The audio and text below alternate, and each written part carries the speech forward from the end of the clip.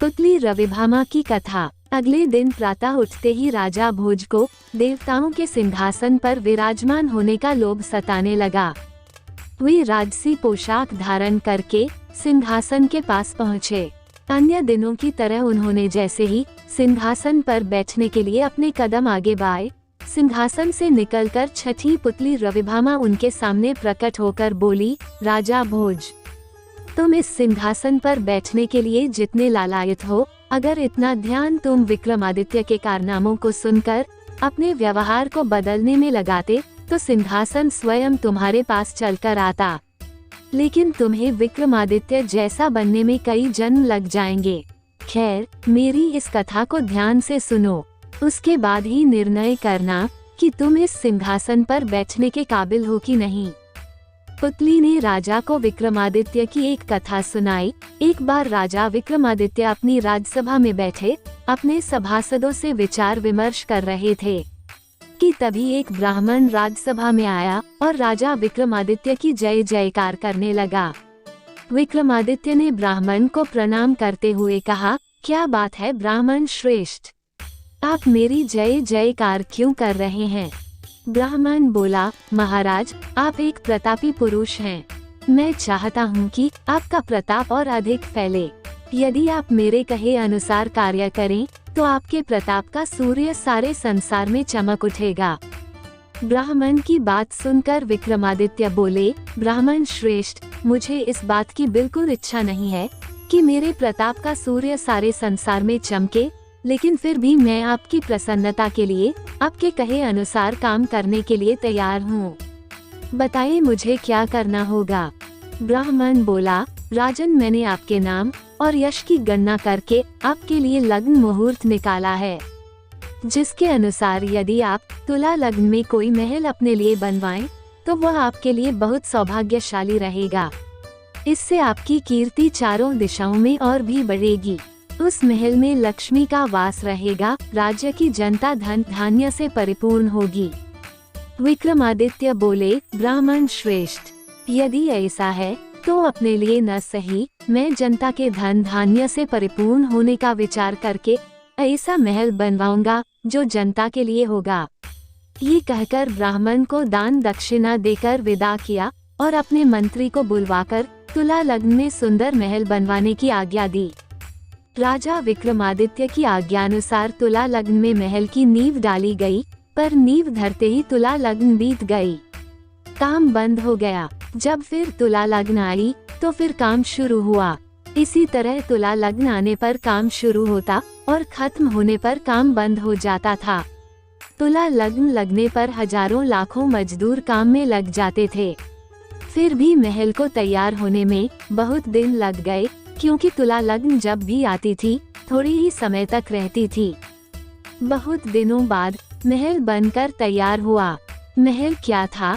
पूरा इंद्र भवन था।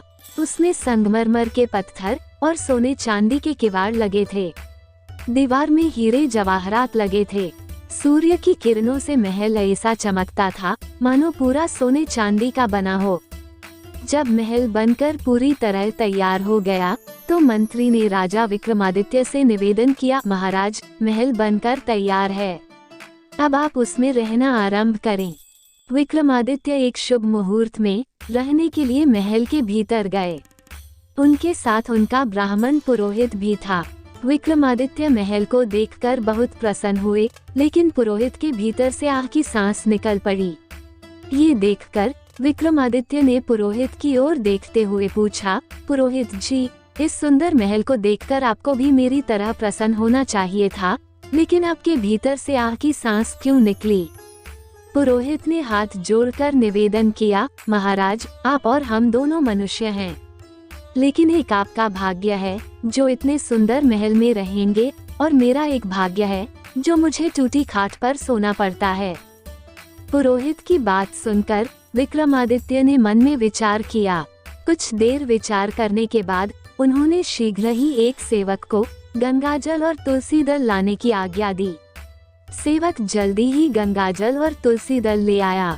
तब विक्रमादित्य ने गंगाजल और तुलसी दल लेकर कहा, पुरोहित जी, आप दुखी न हो, मैं ये महल आपको दान कर रहा हूँ। आज से यह महल आपका है। ये सुनकर पुरोहित की प्रसन्नता का कोई ठिकाना नहीं था। वो अपने परिवार के साथ उस महल में रहने लगा। आधी रात को अपने शयन कक्ष में पुरोहित गहरी नींद सो रहा था। तभी लक्ष्मी ने प्रकट होकर आवाज दी, पुरोहित तुम तुला लग्न में बने महल के मालिक हो। मैं तुमसे बहुत खुश हूँ। बोलो मैं तुम्हारे लिए क्या कर सकती हूँ। ये सुनकर पुरोहित की नींद खुल गई। उसने देखा उसके सामने एक बूढ़ी औरत खड़ी है। लक्ष्मी बूढ़ी स्त्री के वेश में थी। ये देख पुरोहित डर गया। उसने चादर से अपना मुंह ढक लिया। ये देख लक्ष्मी चली गई। 1-2 घंटे बाद लक्ष्मी पुनः आई और वही बात दोहराई। इस बार भी पुरोहित डर के मारे थर थर कांपने लगा। उन्होंने सोचा यूं ही इंसान घर आई लक्ष्मी को ठुकरा रहा है, इसलिए वह रुठकर वहां से चली गई। किसी तरह वह रात बीती। सवेरा होते ही पुरोहित अपने परिवार सहित अपनी कुटिया पर आ गया। फिर वो विक्रमादित्य की सेवा में उपस्थित हुआ और हाथ जोड़कर बोला, महाराज हम उस महल में नहीं रहेंगे। मैं अपनी खुशी से आपके दान को लौटा रहा हूँ। पुरोहित की बात सुनकर विक्रमादित्य को बहुत आश्चर्य हुआ। उन्होंने पूछा, आखिर क्यों? आप इतने सुंदर महल में क्यों नहीं रहेंगे? क्या परेशानी है आप हमें बताओ। पुरोहित हाथ जोड़कर बोला, महाराज उस महल में भूत रहते हैं। हम उस महल में नहीं रहेंगे। ये सुनकर विक्रमादित्य ने मंत्री को बुलाकर हुक्म दिया, मंत्री जी मैंने पुरोहित को जो नया महल दान दिया था उसने उसे लेने से इनकार कर दिया है। वह कहता है उसमें भूत रहते हैं। महल बनवाने में जितना रुपया लगा है उतना रुपया पुरोहित को दे दिया जाए।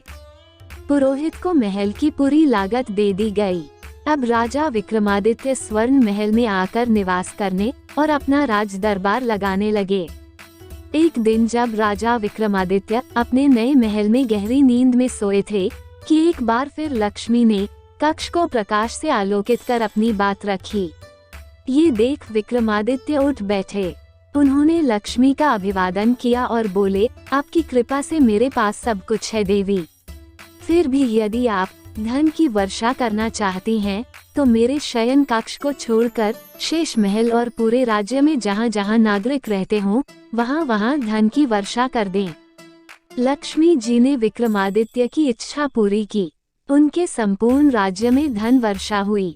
राजा विक्रमादित्य के बड़े बड़े कर्मचारी उनके पास उपस्थित हुए और उन्हें ये खबर सुनाई।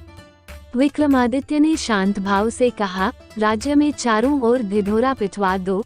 जिसकी सीमा में जितना धन बरसा है वो उसे ले लें, कोई किसी दूसरे का धन न लें। राजा विक्रमादित्य की घोषणा सुनते ही राज्य की जनता में खुशी की लहर छा गई। सब लोग अपनी अपनी सीमा में बरसे धन को बटोरने लगे। कहीं किसी तरह का झगड़ा फसाद नहीं हुआ। किसी को किसी से कोई शिकायत नहीं थी। राज्य की सारी जनता विक्रमादित्य को आशीर्वाद एवं धन्यवाद देने लगी। लेकिन विक्रमादित्य को यश, वरदान और आशीर्वाद से कोई मतलब नहीं था। उन्हें मतलब था सिर्फ प्रजा की भलाई से। उन्हें प्रजा की भलाई से जितना सुख मिलता था उतना यश, वरदान और गुणगान से नहीं मिलता था। ये कहानी सुनाकर पुतली बोली, राजा भोज, ऐसे थे हमारे महाराजा विक्रमादित्य। अगर तुम में भी ऐसी योग्यता है तो तुम इस सिंहासन पर बैठने के हकदार हो, अन्यथा नहीं। ये कहकर पुतली अदृश्य हो गई। इस प्रकार आज भी सिंहासन पर बैठने का शुभ मुहूर्त निकल गया और राजा भोज वापस अपने महल में लौट गए।